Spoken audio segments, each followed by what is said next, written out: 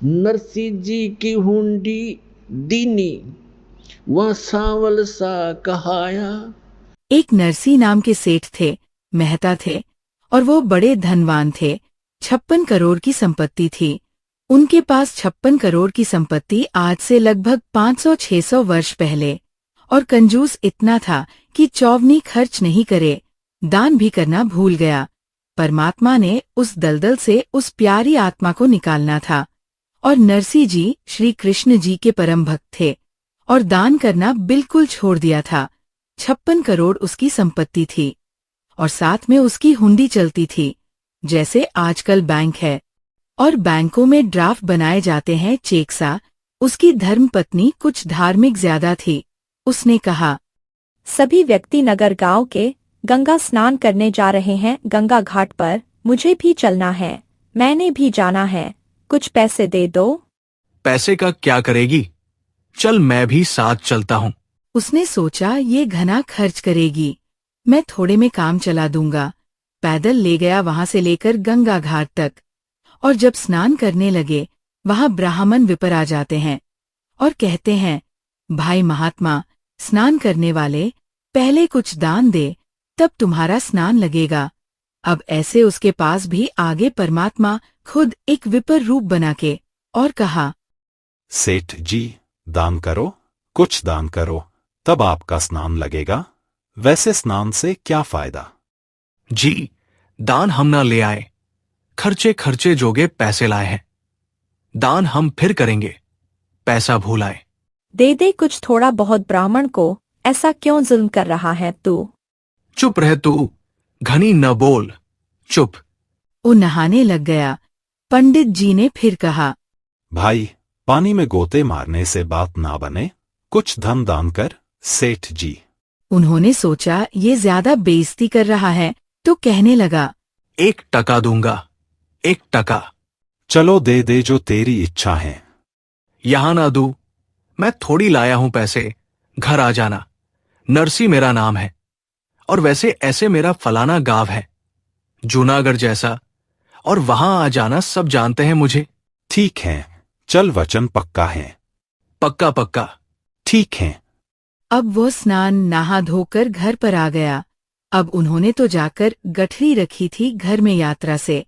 पीछे से परमात्मा पहुंच गए, विपर रूप बना के। दरवाजा खटखटाया, नौकर आया।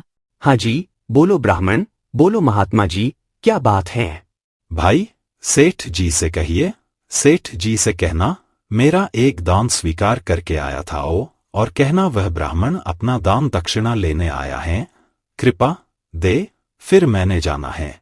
नौकर ने जाकर कहा, जी, कोई ब्राह्मण आया है, आपने गंगा जी पर उनको कुछ दान करने की वचन किया था, वह अपना दान मांग रहा है। अब सेठ जी ने सोचा, ये तो भाई चिपक गया, यहाँ भी अमरा कमबख्त। उसने क्या विचार लाया कि आज ये यहाँ 1 टका मांगने आ गया, कल ये 2 टके मांगेगा, फिर ये 100 रुपए की, ऐसे ही पीछे पड़ लेगा। इसने तो रास्ता मिल गया। तो सेठ जी ने कहा, कह दे उस ब्राह्मण को कि विश्राम कर, 2 दिन बाद आना। अभी सेठ जी थके हारे आए हैं, विश्राम करेंगे। नौकर ने ऐसा ही कह दिया। तो ब्राह्मण रूप में परमात्मा ने कहा, ठीक है भाई, परसों ले जाऊंगा मैं और यही विश्राम करता हूँ, इसके बाग में लेट जाता हूँ। सेठ का बाग था, उसमें खाकर फल फूल बिछा के चदर लेट गए भगवान। अब सेठ जी को बताया गया। सेठ जी ने पूछा, गया वो? जी वो तो सामने लेट गया, बाग में लेटा हुआ है।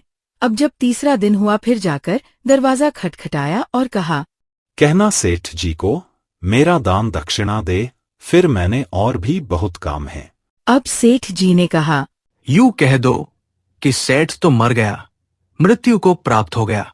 अब जाकर नौकर ने कहा, हमारे सेठ जी की मृत्यु होगी, ब्राह्मण, हम बहुत दुखी हैं, आप जाओ। तो ब्राह्मण वेशधारी परमात्मा कहते हैं, भाई, मैं कैसे जाऊं, मेरा यजमान मर गया, अब तो अंतिम संस्कार करवा के जाऊंगा। अब उन्होंने कहा, जी ओ तो ऐसे ऐसे कह रहा है। सेठ जी बोला, अच्छा जिंद पीछे पड़ा तो ऐसे करो, मेरी लकड़ियां ढोना शुरू कर दो। लकड़ियां उसको महसूस होगा कि सचमुच मर गया। 10-20 जो नौकर थे 5-7 लग गए लकड़ी उठाकर चलने। अब नगर का सेठ मर जा, सारा गांव इकट्ठा हो जाया करे। इतनी भी ना सोची मूर्खों ने। वो 3-4 जने लकड़ ढोए, फिर कहने लगे जी क्या करे, क्या हो गया कि वो तो यही खड़ा है, कोई बात ना, अंतिम संस्कार हो लेगा तभी जाऊंगा। सेठ ने कहा मेरी अर्थी उठाओ, उठा लो, मुझे रखकर जैसे मुर्दे को ले चलते हैं। वो लेकर चल पड़े। भगवान ने भी उठा लिया, किकर की लकड़ी इतनी मोटी और कांधे में रख लिया। चल भाई, अपने सेठ को लकड़ी तो देके जाऊंगा। अब चिता पर रख लिया आग लगाने की।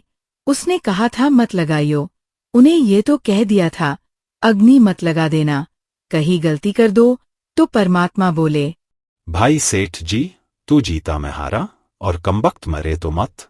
1 टके के पीछे चल, मैंने माफ कर दिया 13 टका, मैं जा रहा हूँ। सचमुच? हाँ, सचमुच। तब उठा सेठ जी उस चिता पर से, सारी लकड़ी उठवा ली। कहते सारी उठाओ, इतना भी मत छोड़ना यहाँ पर। अब सेठ जी ने सोचा बन गई बात। कटी टंटा गया निकम्मा। अगले दिन गया शहर सप्टे को घूमने को दूर तक, क्योंकि कई दिन तक घर में बंद था। जंगल में घूमने गया सुबह सुबह, और परमात्मा उससे पहले आ गया वापस। उसके वापस आने से पहले स्वयं आ गए नरसी रूप बनाकर, और नौकरों से कहा वो व्यक्ति जो 3 दिन से मुझे परेशान कर रहा था ब्राह्मण, आज वो मेरा रूप बनाकर आवेगा, और उसको धमका देना और बकवास करे, डंडे लगा देना, घना नहीं 1-2 सोटा लगा देना, और कह देना तू बहुरूपिया है, हमारे सेठ को ठगना चाहता है, हम सब जानते हैं। तो ज्यों ही परमात्मा बैठ गए नरसी बन के गद्दी पर। नरसी आया शहर सपट्टे करता। नौकर खड़े थे और उन्हें पता था ये तो सचमुच आ गया। उन्होंने कहा अरे बहुरूपिया, वहीं खड़ा हो जा, अंदर मत आ जाइए। अरे किरोड़ी मिले हैं, तू स्वामी को धमकाता है, हमने सब पता है। तू जैसा स्वामी है वही खड़ा हो जाना, तेरे डंडे मार देंगे। आज आदेश हो गया है, तूने बहुत दुखी कर लिया हमारा सेठ तो अंदर बैठा है। अब उसके पैरों तले की धरती खिसक गई।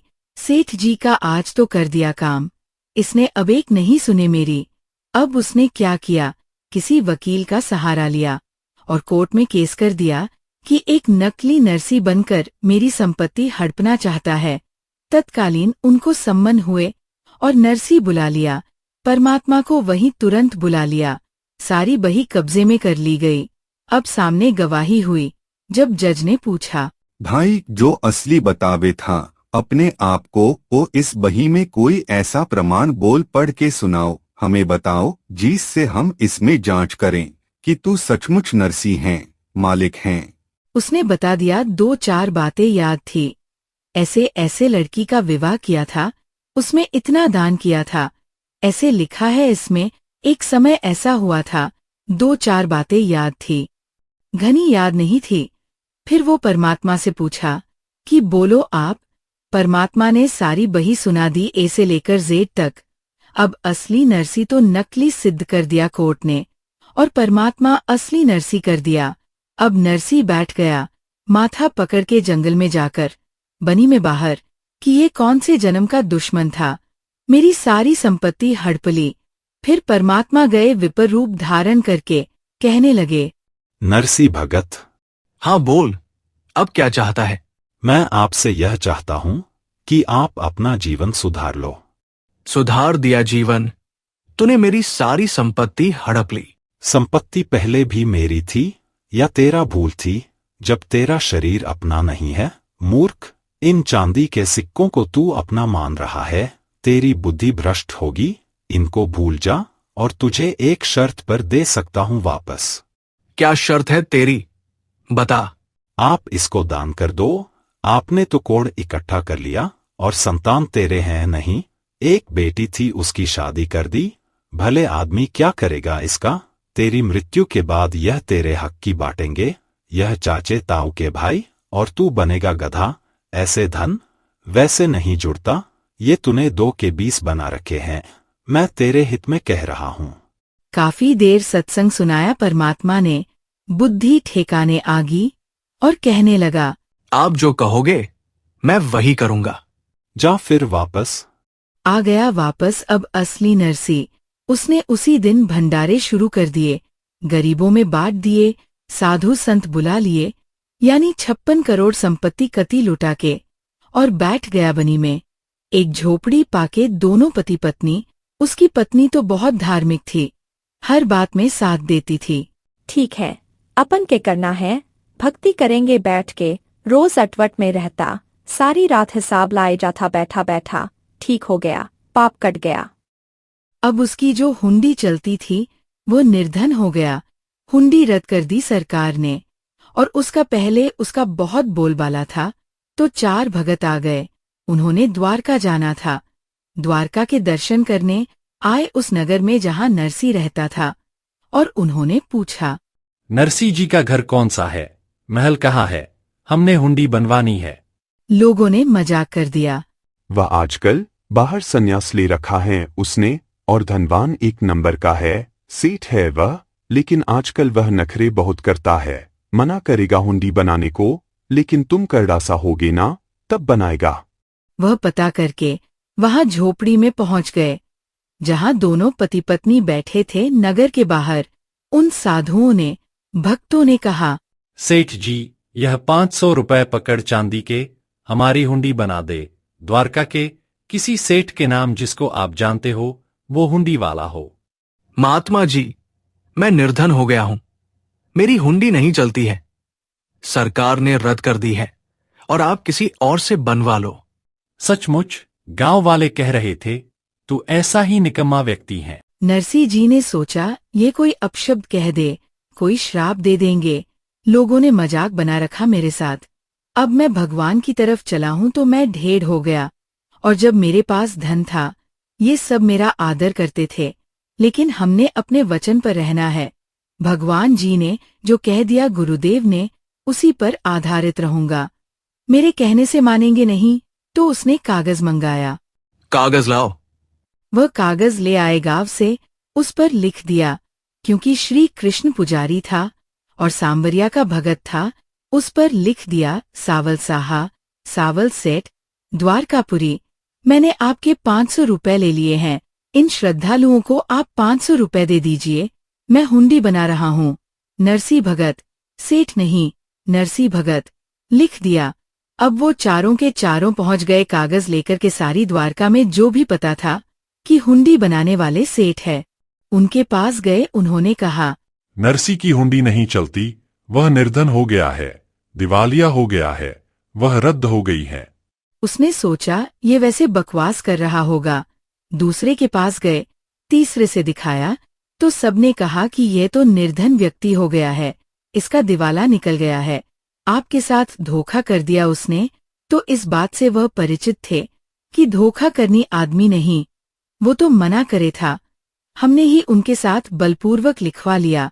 वो तो सच कह रहा था, पर हमारा काम तो बिगड़ गया। पर उनको इतना विश्वास था कि हमारे पैसे सुरक्षित मिलेंगे। भगत एक नंबर का है, जाकर देगा वापस। तो ऐसा सारी द्वारका में घूम फिर के वो बाहर चले गए। सबने यही बताया। बाहर समुद्र के किनारे बैठ गए एक साइड में वृक्ष के नीचे, और बहुत ही चिंतित थे। अब के बनी भाई। उधर से नरसी जी ने क्या किया, वो 500 का खाने पीने की सामग्री मंगवा कर सारा चावल, घी, दूध और खीर, लड्डू, जलेबी बनाकर उनका भंडारा कर दिया। साधु संत बुलाकर रोटी राठी बनाकर। अब क्या हुआ कि नरसी जी ने देखा, भगवान से अर्ज लगाई, ध्यान मगन हुए कि वहां परमात्मा पहुंचे कि नहीं हुंडी लेकर साधुओं के पास। क्या देखा, साधु ऐसे ही बैठे हैं, पहुंचे नहीं भगवान, और बहुत पश्चाताप कर रहे हैं, दुखी हो रहे हैं। तब नरसी ने अपनी पत्नी से पूछा, जो 500 रुपए थे साधुओं के, उसमें से जो सामान मंगाया था, कुछ बचा है क्या घर पर? थोड़ा सा आटा बचा है, जो मैंने पलोथन के लिए रखा था रोटी पोते समय।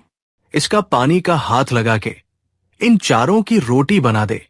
उसने चारों रोटी बनाकर और चूल्हे पर सेक साक कर रख ली।